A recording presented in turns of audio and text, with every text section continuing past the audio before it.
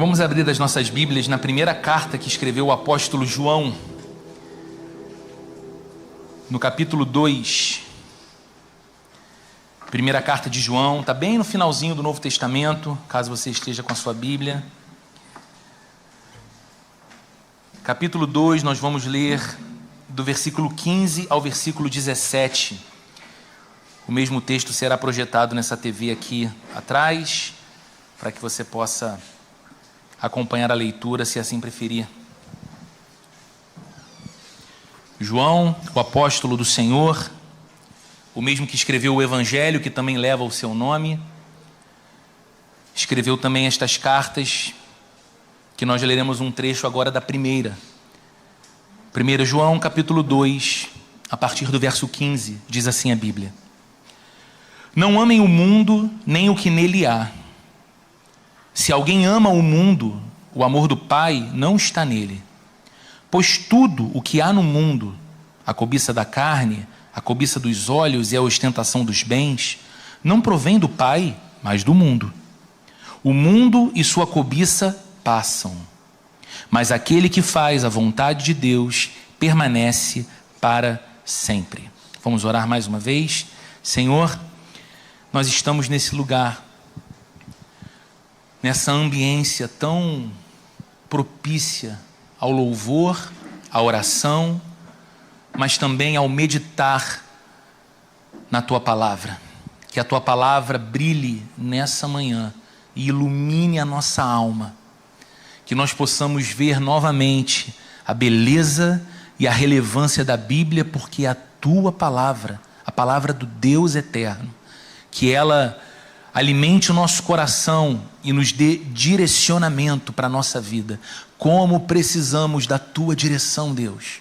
Então nos ensina o Teu caminho, nos guia pelo Teu caminho, que seja assim para a Tua glória, em nome do Senhor Jesus. Amém. Amém, gente. O assunto do texto que nós acabamos de ler é um dos assuntos mais tratados em toda a Bíblia: o amor. O tema que acabamos de ler, o tema desse trecho que acabamos de ler, é um dos temas mais abordados em toda a Bíblia, que é o tema do amor. Algo extremamente central na nossa vida também.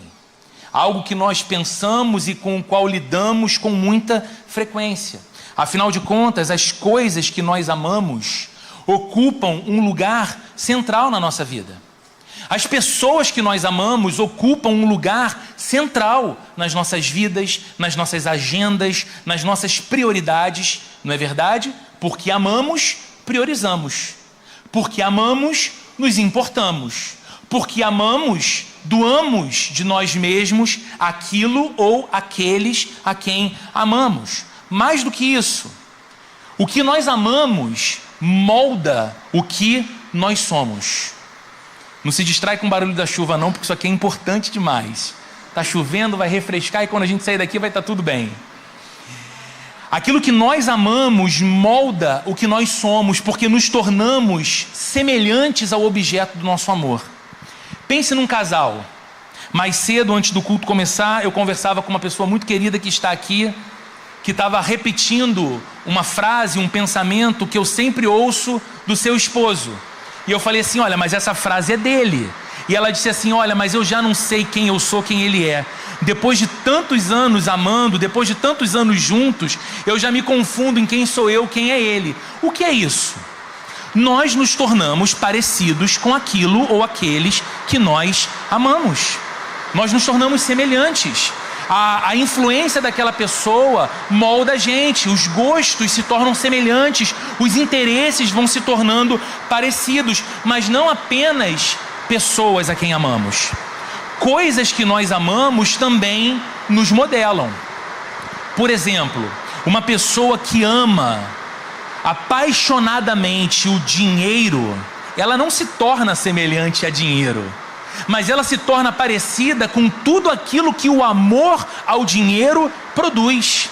A Bíblia mesmo vai dizer o seguinte: o amor ao dinheiro é a raiz de todos os males. Então a pessoa que ama, fascinada ao dinheiro, vai priorizar o dinheiro, vai fazer qualquer sacrifício pelo dinheiro. O dinheiro vai ter um lugar central em sua agenda e ela, querendo ou não, será moldada por essa paixão pelo dinheiro. Mas pense comigo, pode ser que você também não ame aquilo que você pensa amar. Nesse sentido, pode ser que eu não ame aquilo que eu digo amar.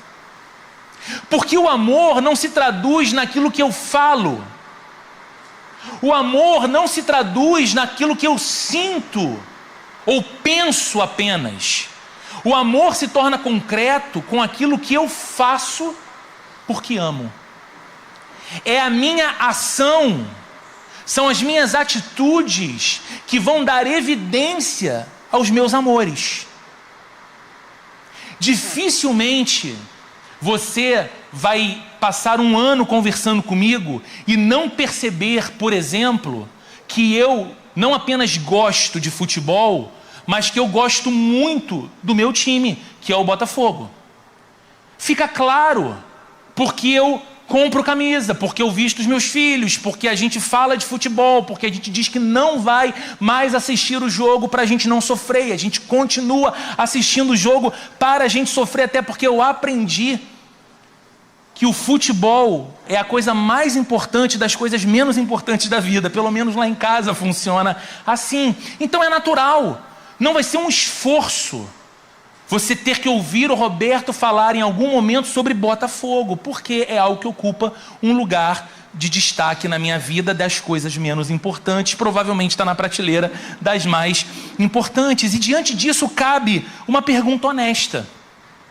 Já que é possível que eu não ame aquilo que eu penso amar, já que é possível que eu não ame aquilo que eu digo amar, a pergunta que devemos nos fazer é: nós amamos a Deus? Porque é muito comum as pessoas falarem assim: não, olha, é Deus no céu e fulano na terra. Ou então, não, depois de Deus, eu amo a minha família mais do que tudo. Você pode verbalizar isso, mas as ações concretas da vida testemunham disso? Se nós nos tornamos parecidos e somos moldados pelos nossos amores, à semelhança de Deus na vida da gente, o nosso coração é moldado fundamentalmente por tudo que nós amamos. Nós priorizamos tudo o que nós amamos. Há pessoas que você sabe que, mesmo que não queira, por falta de tempo, você vai ter que deixar para depois. Um encontro, um compromisso, uma viagem, mas há aquela pessoa ou aquelas pessoas que você não vai deixar de atender, de falar e de priorizar tudo para estar junto, porque você ama. E o amor prioriza. E mesmo afirmando que somos cristãos, talvez sem perceber, você e eu somos estimulados a amar falsos deuses. A pergunta é: nós amamos a Deus? E mesmo nos declarando cristãos, nós recebemos estímulos de amor por falsos deuses. O que eu chamo de falsos deuses? São coisas que competem pela posição que apenas Deus deveria ocupar. Ou são pessoas que competem pela posição que apenas Deus deveria ocupar na nossa vida e no nosso coração. Então somos estimulados a amar esses falsos deuses no lugar do verdadeiro Deus para o qual fomos criados, para nos relacionar e para amar. Embora, como discípulos de Jesus, nós tenhamos a intenção de influenciar a cultura à nossa volta, com os valores do reino de Deus, com a nova vida que Cristo traz. Embora, como discípulos de Jesus, nós tenhamos a intenção de moldar de modo positivo as pessoas que estão à nossa volta com o amor de Jesus e com os valores da palavra de Deus, nem sempre nós temos a consciência do quanto é a cultura à nossa volta que está nos moldando. Nem sempre nós percebemos o quanto é a urgência que está na sociedade à nossa volta que molda as nossas prioridades. Então vem a Bíblia, esse livro atemporal. Por isso nós estamos numa série que nos faz abrir a Bíblia e ver a sua relevância para hoje. Isso aqui não é um estudo de uma mensagem que fez muito sentido 2000 anos atrás e agora a gente só pesquisa pelo interesse histórico. Isso aqui é um debruçar do nosso coração sobre a palavra viva de Deus, atemporal, falando aos nossos corações para o dia de hoje. Vem a Bíblia nos orientar não apenas sobre o que o amor é, nem apenas sobre o que nós devemos amar de maneira legítima, mas também o que nós não devemos amar. É interessante, né? Porque a gente tem a percepção mais comum de encontrar na Bíblia as orientações ao amor. A gente não percebe lá o resumo dos mandamentos? Ame a Deus sobre todas as coisas. Ame ao próximo como você ama a si mesmo. A descrição da igreja no Novo Testamento como uma comunidade de pessoas que se importam umas com as outras e amam umas às outras. Só que a mesma Bíblia também nos ensina aquilo que não deve ocupar o lugar da devoção do nosso amor. Aquilo que não deve receber esse afeto da nossa parte. O texto que lemos começa no verso 15 dizendo assim: não amem o mundo, nem o que nele há. Bom, é um imperativo aqui que João coloca e que a gente precisa entender muito bem o que essa passagem diz, porque uma compreensão equivocada desse texto tem sido razão de uma postura equivocada de alguns cristãos na sociedade e motivo da acusação honesta da sociedade a alguns cristãos em algumas igrejas. Porque a pessoa pode simplesmente olhar o texto que está dizendo: não amem o mundo nem o que nele há, e entenderem então que há um convite ou uma imposição à animosidade, ao confronto, à indisposição, a assumir uma postura bélica, rixosa, de briga, de indiferença, de revolta. E aí, muito corretamente, as pessoas vão olhar e vão dizer: olha lá, aquela comunidade religiosa sustentando uma expressão que ficou muito comum nos nossos dias, discurso de ódio. Olha lá aquelas pessoas dizendo que não estão nem aí para o nosso mundo. E não é isso que a Bíblia está dizendo. Que mundo é esse que nós não devemos amar? Que diz aqui o apóstolo João: não amem o mundo, nem o que nele há. Bom, primeiro, não é o mundo como o universo criado por Deus. Deus não está dizendo que deve haver no nosso coração um desamor por sua criação. Que você vai caminhar pela praia, que você vai ver as montanhas, que você vai olhar para o brilho do céu, que você vai ver a beleza de um dia de calor, ou a glória da chuva, das densas nuvens, e você vai ter um sentimento ruim para tudo aquilo. Que raiva dessas coisas, que revolta desse mundo podre, caído. Não. Esse mundo, criação de Deus, esse mundo, o universo criado por Deus, no qual o chão que nós pisamos, o planeta que nós estamos, é uma expressão dele. Desse mundo nós devemos ser cultivadores, como Adão foi chamado a ser cultivador do jardim do Éden. Cuidar da terra, preservar a terra, preservar a vida. Então, deveria causar estranheza a nós o discurso cristão que não leva em conta, por exemplo, consciência ambiental. Deveria causar estranheza para nós, igrejas inseridas na cidade, nas grandes cidades, não preocupadas com sustentabilidade, reciclagem de lixo, com os efeitos de tudo isso em épocas de chuvas como as nossas, como fica a nossa cidade, e em qualquer área da cidade. Você vai para o lugar onde o IDH é menor possível e você vê os efeitos desastrosos da chuva, e você vai para a zona sul do Rio de Janeiro e você vê áreas caríssimas de IPTU, caríssimo debaixo d'água, carros sendo perdidos, e há anos acontece a mesma coisa do mesmo jeito. E parece haver uma indiferença com a forma como o lixo é tratado, como a gente tem preservado a natureza propriamente. A igreja deveria ter um discurso diferente, porque nós não temos desamor pelo mundo criado por Deus, pelo contrário, nós somos chamados por Deus a ser cultivadores do seu jardim. O mundo que nós não devemos amar também não é o mundo das pessoas. João não está falando aqui da sociedade humana. João não está falando que você, além dos de dentro da sua casa e dos de dentro da sua igreja, não deve amar mais ninguém, que seus vizinhos são seus inimigos, que seus amigos de trabalho são ameaças a você. Olhe estranho para eles, mostre que você não está de graça com eles, não sorria para eles, não abra o coração para eles, não, de forma alguma. Esse mundo das pessoas é tão profundamente amado por Deus que Ele enviou o seu Filho a esse mundo. E o que diz o mesmo João no seu evangelho? Para que todo aquele que crer em Jesus não pereça, mas tenha vida eterna. Deus ama esse mundo e Deus ama as pessoas ao ponto de enviar seu Filho para que a vida possa prevalecer sobre a morte. Então deve causar estranhamento em nós também, quando pessoas, supostamente em nome de Deus, falam de modo tão violento contra pessoas. Deveria causar estranheza em nosso coração quando, supostamente para defender a fé cristã, alguém precisa atacar o outro, diminuir o outro, ofender o outro. Esse mundo, o mundo das pessoas, é um mundo que Deus amou. Se importou ao ponto de Jesus descer de sua glória e vir pisar o nosso chão.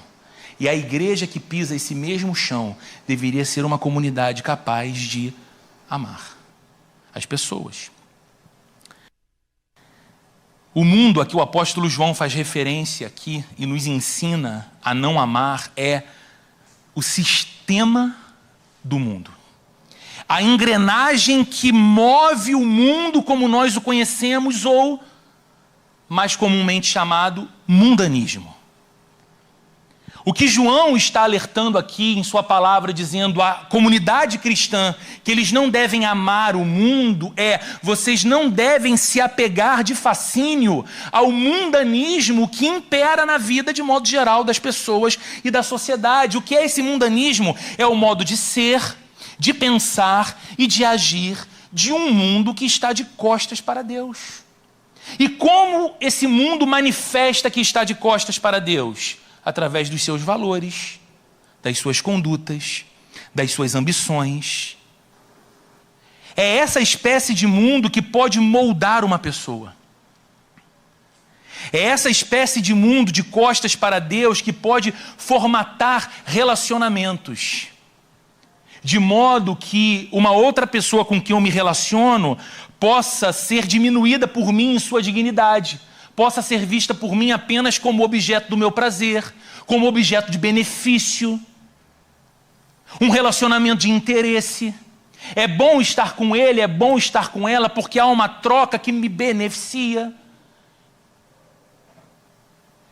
Essa engrenagem, esse sistema que está no nosso mundo molda relacionamentos assim.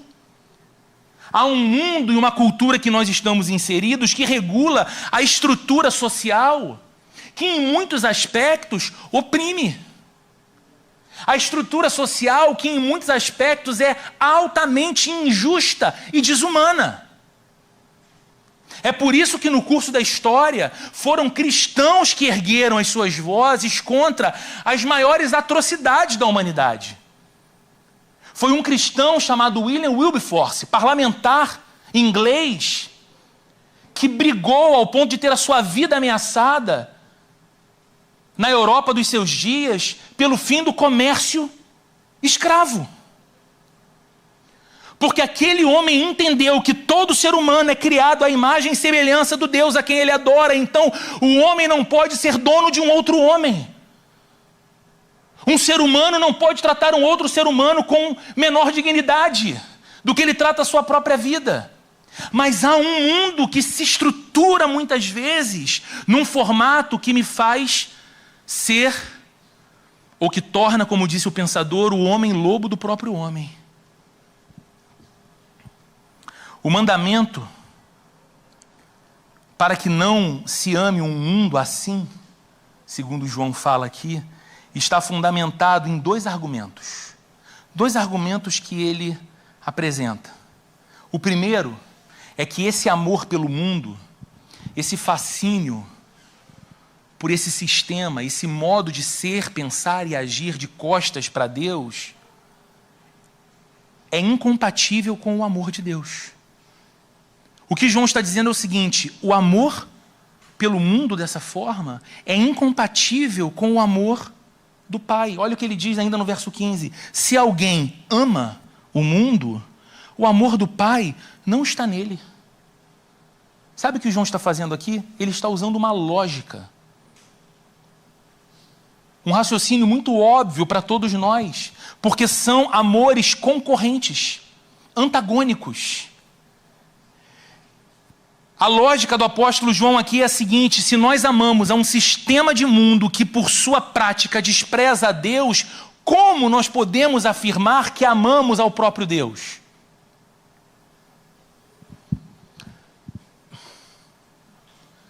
Pense num exemplo.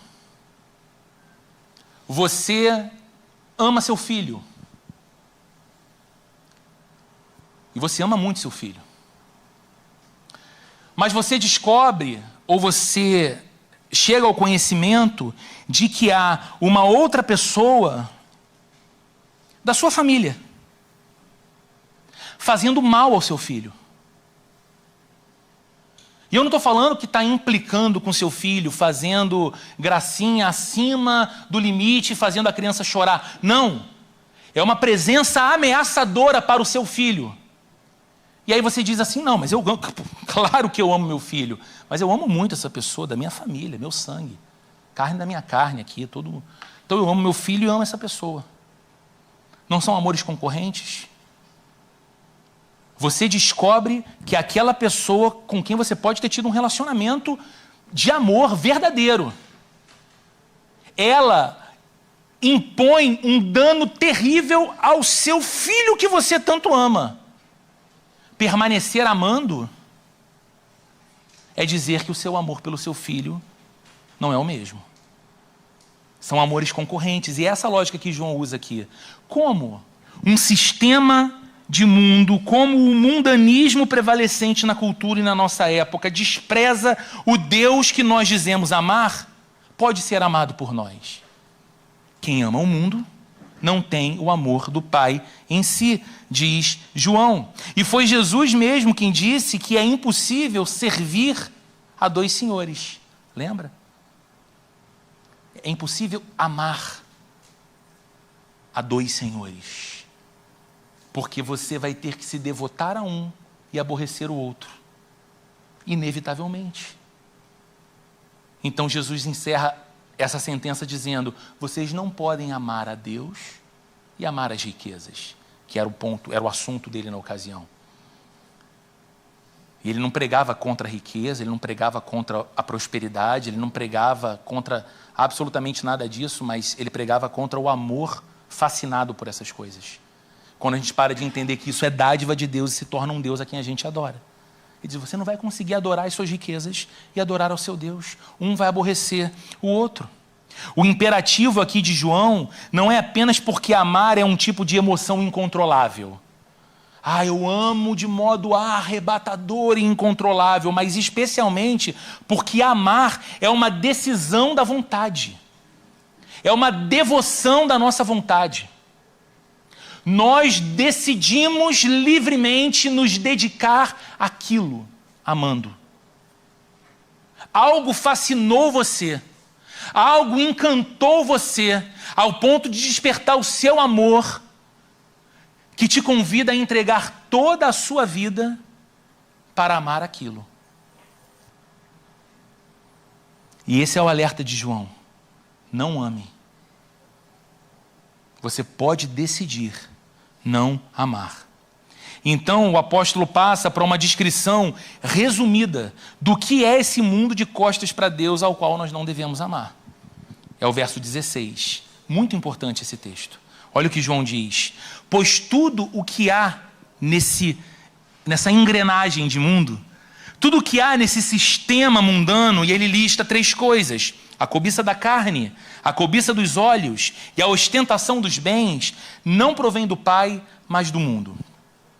Talvez você leia esse texto e pense: poxa, Roberto, são expressões que devem ter feito muito sentido para os leitores originais de João, quando ele escreve essa carta, mas Rio de Janeiro, 2024, o que é cobiça da carne? O que é cobiça dos olhos? Que sentido ou que perigo há nessas coisas? Você vai ver como isso é mais vivo e presente no nosso tempo do que você jamais imaginou. São características apresentadas aqui por João, algumas marcas características de um modo de ser do mundo que é distante e indiferente a Deus. Ele falou de 3, a primeira é a cobiça da carne.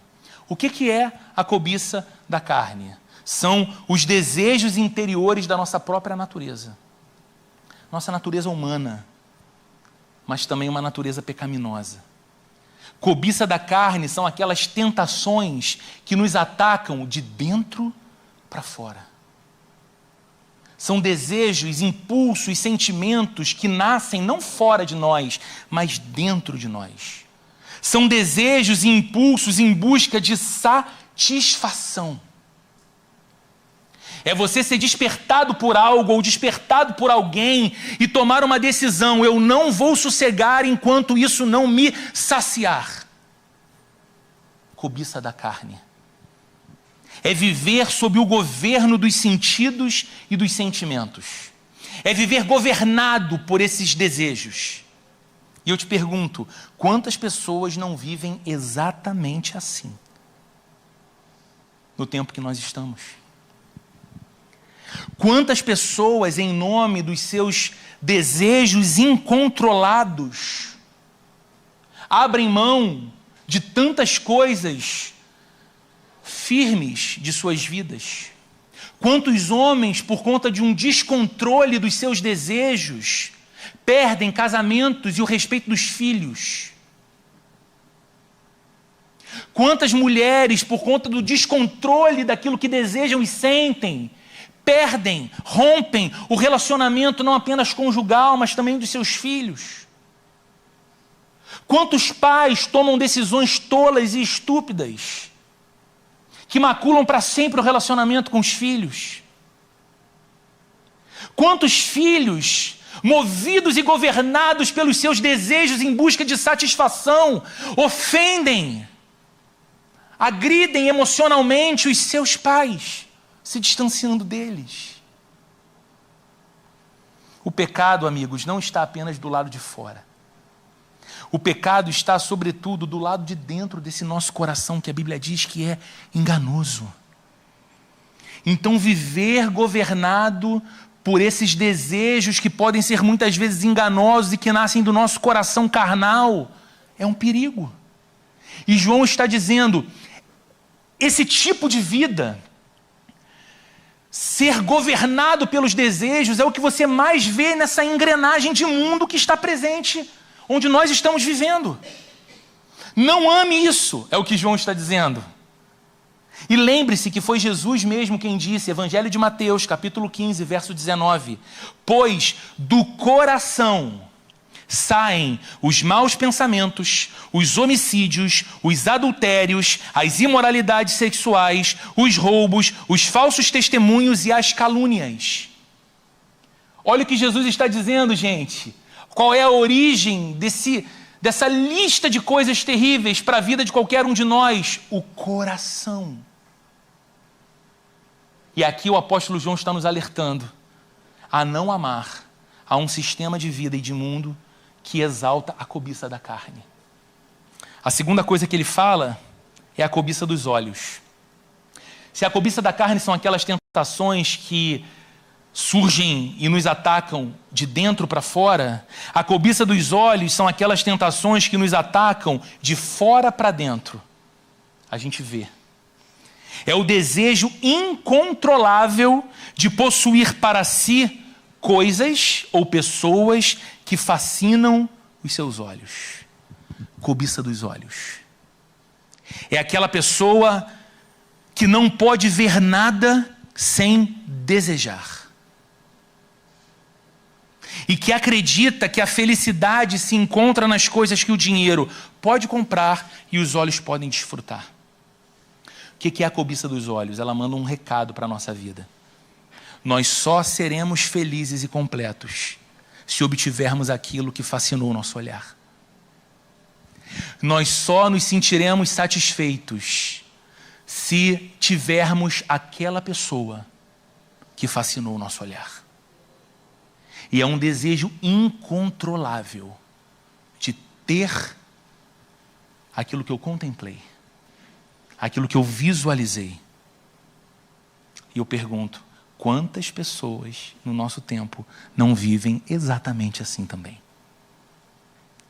Pautadas pela cobiça dos olhos. Ao ponto de elas serem incapazes de terem gratidão e saciedade, por exemplo, com o que possuem. Por quê? Porque elas percebem que há alguém, em algum lugar, talvez próximo demais, que possui algo melhor do que o que elas têm. É o sujeito que diz, finalmente eu consegui fazer com a minha esposa aquela tão sonhada viagem nossa para Toscana, na Itália. Como a gente queria, olha, foi lindo, foi maravilhoso. E conversa com alguns amigos que não foram a essa viagem ainda e diz, vocês têm que fazer isso. Olha, sem filhos, se planeja, é uma viagem maravilhosa, e vocês vão passar por lugares maravilhosos, olha, vale muito a pena. Então tem um outro casal que chega e fala, mas vocês foram em maio? Aí a pessoa fala, não, a gente foi em setembro. Ah, mas vocês tinham que ter ido em maio. Em maio é que a viagem, aí você já fica, eu não fui em maio, por que eu não fui em maio? Né? Teria sido muito melhor ir em maio. Sabe, cobiça. A terceira coisa que João fala, que está nessa engrenagem, nesse sistema mundano, é a ostentação dos bens. E disso a gente consegue ver mais claramente no nosso tempo, né? É o desejo de se exibir em busca de admiração e de aceitação. Ostentação dos bens. Olhem para mim. Olhem como eu me visto. Olhem onde eu moro, olhem as viagens que eu faço, olhem os lugares que eu frequento, os restaurantes em que eu faço minhas refeições, olhem.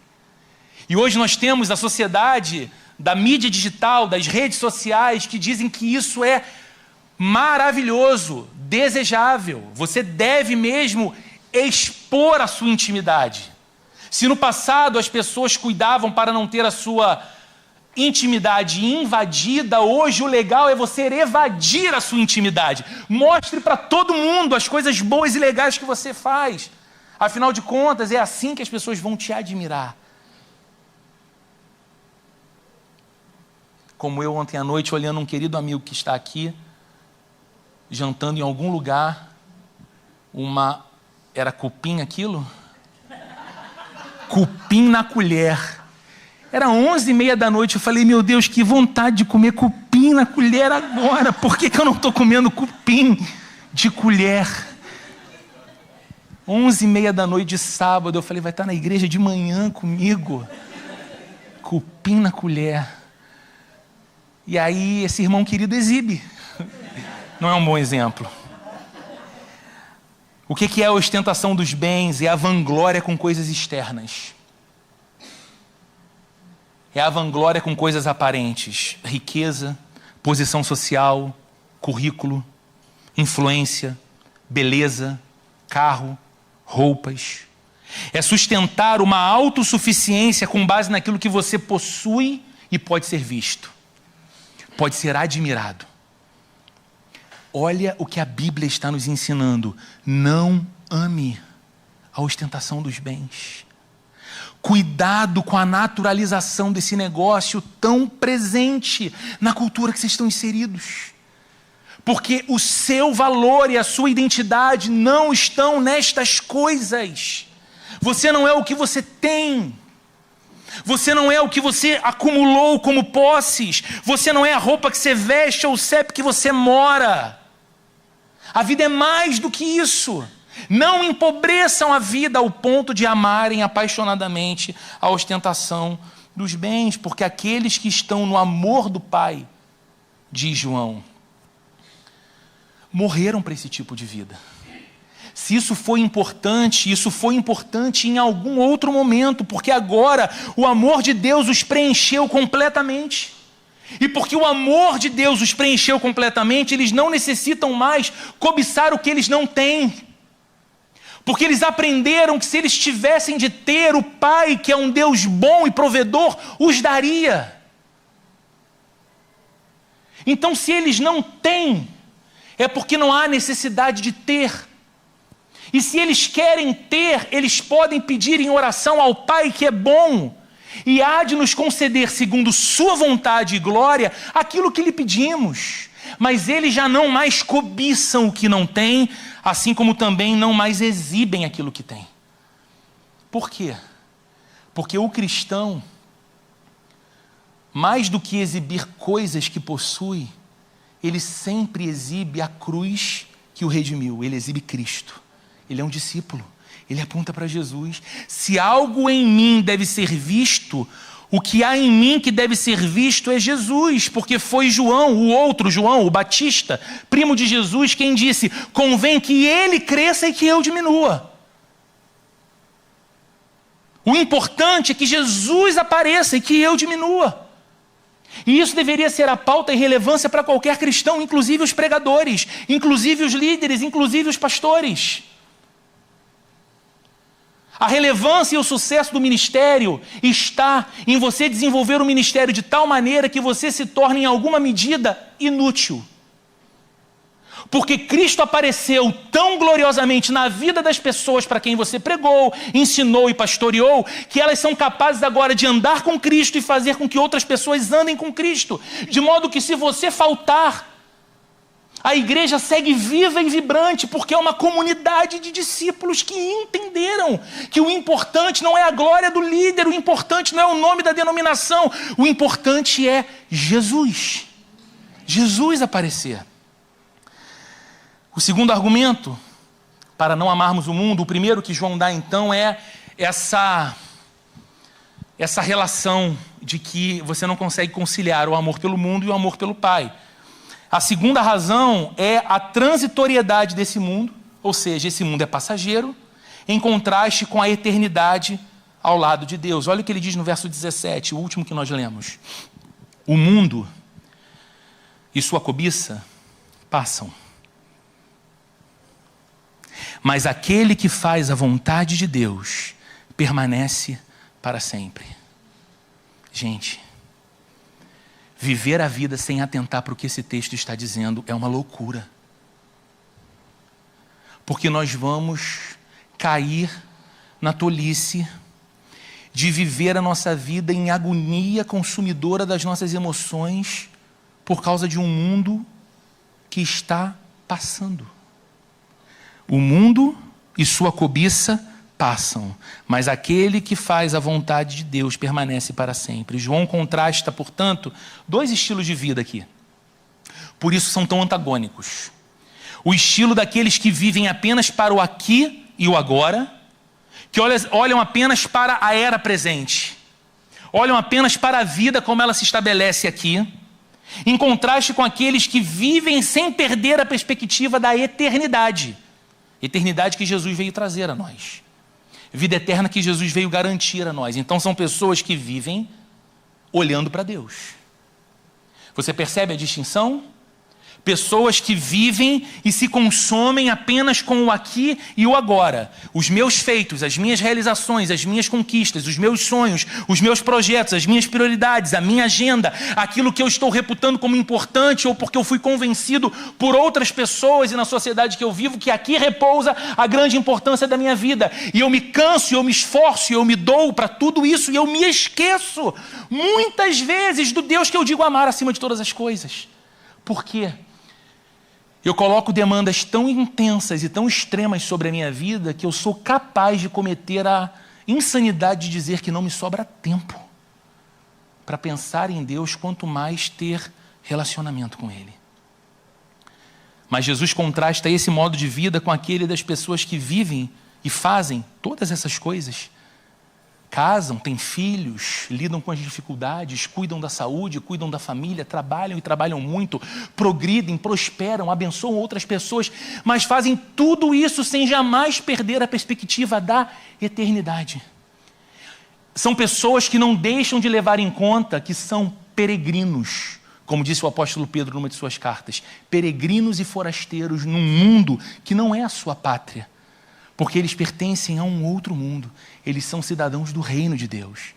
É com Deus que eles viverão eternamente. Esse lugar não trará para eles toda a realização que apenas a presença gloriosa e eterna de Deus trará para as suas vidas. Queridos, esse mundo é passageiro. Esse mundo se desintegra a cada dia num processo contínuo, assim como a sua vida e assim como a minha vida. Eu não sou fatalista. Quem anda comigo de perto sabe o quanto eu sou otimista. Mas não há fatalismo algum na afirmação que eu vou fazer agora, e você já deve saber disso, pelo menos deveria saber. Você está morrendo. Hoje você acordou e você deu mais um passo na direção do seu fim. Você não sabe quando, eu também não sei quando. Se Deus nos permitir assim, teremos vida longa, feliz e abençoada, mas ela tem um limite. A nossa existência aqui, ela é finita. Nós somos marcados pela presença inexorável da morte. Tudo o que nós vemos, tudo o que nós desejamos, todos a quem amamos, simplesmente têm seus dias contados para deixar de ser o que é.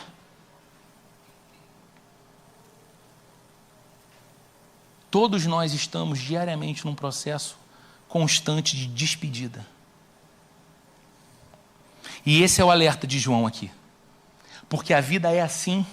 Um verdadeiro cristão não deve ficar fascinado de amor com o modo de ser e as ambições e as perspectivas desse mundo que é passageiro, que é transitório. Que o cristão precisa ser alguém que cruza a história mirando a eternidade. E que é o olhar para a eternidade que traz sentido para a sua jornada na história. Ou como já disse alguém no passado, o cristão discípulo de Jesus é alguém que tem os seus dois pés fincados no chão da realidade dessa vida e desse mundo, mas o seu coração e seus pensamentos nos céus, na eternidade, com o seu Deus. Esse é o sentido que João diz aqui de fazer a vontade de Deus. O mundo e a sua cobiça passam, mas aquele que faz a vontade de Deus permanece para sempre. Aquele que já iniciou aqui e agora uma jornada consciente de vida, de que a história não se esgota aqui, que no além-túmulo é que começa a verdadeira vida eterna, para sempre, ao lado de Deus, e é essa vida que nós não podemos abrir mão. Cantamos hoje aqui, e muitas vezes cantamos com uma apatia constrangedora: um dia eu verei a glória do meu grande Deus. Parece que cantamos sem apetite, sem ânsia. Sabe, o que você está dizendo quando canta isso? Um dia eu verei a glória do meu grande Deus. Você está dizendo que há de chegar o dia em que toda lágrima será enxugada, toda dor será rompida, toda morte terá seu fim, toda injustiça cessará e nós viveremos eternamente na presença bendita e gloriosa do Deus a quem amamos. E não pode haver desejo maior em nós do que esse. Nada nessa vida e nesse mundo trará para nós glória maior do que esse bendito dia. E aí você vive então desfrutando de todas as dádivas e bênçãos de Deus aqui e agora, e você pode fazer isso, isso é legítimo, mas sem perder a perspectiva da eternidade. Permitir que a eternidade alimente a relação que você tem com as pessoas e as coisas aqui. Talvez a maior razão das crises de fé, a maior razão da imaturidade espiritual de muitos crentes seja motivada pelo desprezo em considerar à luz da Bíblia quem é o cristão. Quem é você à luz desse livro? Quem sou eu à luz desse livro? O cristão de quem a Bíblia fala, e para quem João escreve essa carta, é alguém incapaz de amar aquilo que despreza a Deus. Ele não pode amar aquilo que pendurou o seu melhor amigo na cruz. Ele é incapaz de se fascinar com essas coisas. Por isso ele deixa de amar o mundo enquanto um sistema de condutas e de valores. Ele tem consciência de que está no mundo. Mais do que isso, ele tem consciência, assim como disse Jesus aos seus discípulos, que eles foram enviados para o mundo como um lugar de vida e de missão. De modo que eles cuidam do mundo enquanto criação de Deus, eles amam o mundo enquanto sociedade humana, e nesse cuidado e nesse amor ao próximo, eles revelam quanto Deus está vivo, mas eles são incapazes de celebrar e amar uma espécie de vida tão marcada pela presença do pecado que foi a causa de Cristo ser pendurado numa cruz. Eles não podem amar um sistema de mundo que despreza a Deus. O cristão de quem a Bíblia fala é alguém que não se deixa dominar pela tentação que visita o seu coração. E nem pela sedução das coisas que os seus olhos veem. Presta atenção, eu não estou dizendo que o cristão é alguém que não sofre tentação. Todos nós somos tentados fortemente e diariamente. O grande reformador do século XVI, Martinho Lutero, tinha uma frase que eu nunca mais me esqueci quando li pela primeira vez. Ele disse: eu não posso impedir que pássaros sobrevoem a minha cabeça, mas eu posso impedir que eles façam um ninho nela. Você não pode impedir que o seu coração sofra uma tentação, mas você pode não dar guarida para a tentação. Você pode lutar para que a tentação não vire pecado. Como dizia um querido amigo meu na época do seminário, você pode virar para o passarinho e falar: show, passarinho. Não vai fazer ninho aqui não. Show, passarinho. O cristão de quem a Bíblia fala é alguém que não se deixa dominar pela tentação que visita o coração e nem pela sedução das coisas que os seus olhos veem. E ele também não está mais interessado em exibir as coisas que possui como sinônimo de status e grandeza. Ele exibe Jesus. Ele mostra Jesus. Ele é capaz de dizer: o que você vê de mal em mim sou eu mesmo. O que você vê de bom e virtuoso em mim é Cristo em mim. Ele aponta para Jesus. A sua grande glória, aquilo que de fato confere a ele verdadeira alegria, é saber que o amor do Pai preenche cada esfera do seu ser e o torna alguém completo. A sua identidade está nisso, no amor do Pai. O cristão de quem a Bíblia fala é alguém que não espera as recompensas de uma vida ao lado de Deus unicamente vindas nesse mundo, como se todas as esperanças estivessem repousadas aqui. Lembra do apóstolo Paulo escrevendo em uma de suas cartas: se a nossa esperança em Cristo se resume a esta vida, somos os mais miseráveis de todos os homens. O verdadeiro cristão, discípulo de Jesus, é alguém que sabe que há sim recompensas de caminhar com Deus ao longo de sua vida, mas as melhores, ou a maior de todas as recompensas, está na eternidade que chegaremos porque andamos ao curso da vida ao lado do Senhor. O amor do cristão, conforme a Bíblia o define, é devotado com maior força ao Deus a quem ele tanto ama, porque sabe que foi eternamente amado. Por que o amor do discípulo de Jesus é totalmente devotado a Deus acima de todas as coisas? Não é porque ele ama para que Deus, vendo o seu amor, responda com amor. Ele ama porque ele está respondendo ao grande amor de Deus que ele percebe que recebeu. De modo que o cristão é capaz de lutar para que o seu coração não se renda a outras coisas que rivalizam com Deus.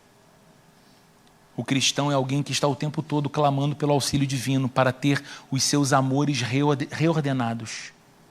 Senhor, me ensina a amar a Ti sobre todas as coisas, porque amando a Ti acima de todas as coisas, todos os outros amores legítimos estarão seguros. Todos. Agora inverta a ordem e você coloca tudo a perder.